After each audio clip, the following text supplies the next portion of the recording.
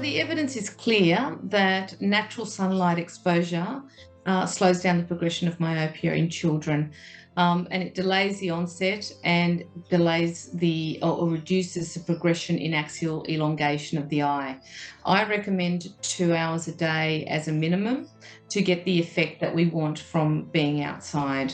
We have lots of research evidence, particularly that it stops people going short-sighted, but also evidence that it slows the progression of myopia. Being outside is the main thing that we want to recommend.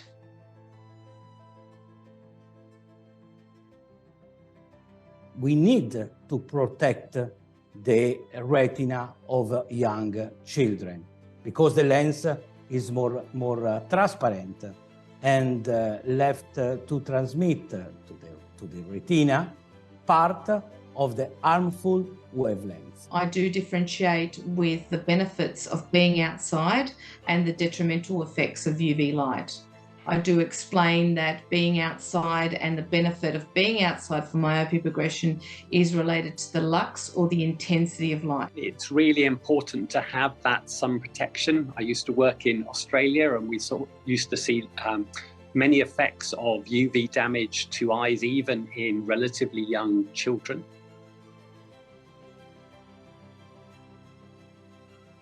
It's more effective to use a photochromic solution on DIMS lenses compared with a single visual lens with the color and with the sunlight protection. Because in this case, the photochromic maintain more stable the treatment over time and in every kind of light environment. Many children report glare, particularly if we've used a pharmaceutical to expand their pupil, then that will be even more prevalent.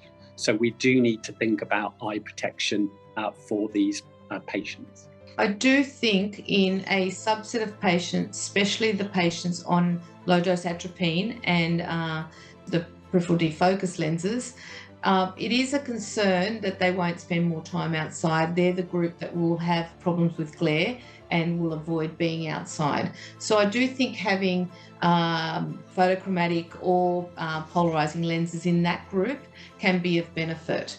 Generally speaking, the levels of light are so high outside that even with sun protection, the child will still benefit from those higher levels of illumination. And actually, the sun protection itself might allow the pupil to be larger, allowing those peripheral optical effects. So it may even be more effective than without sun protection.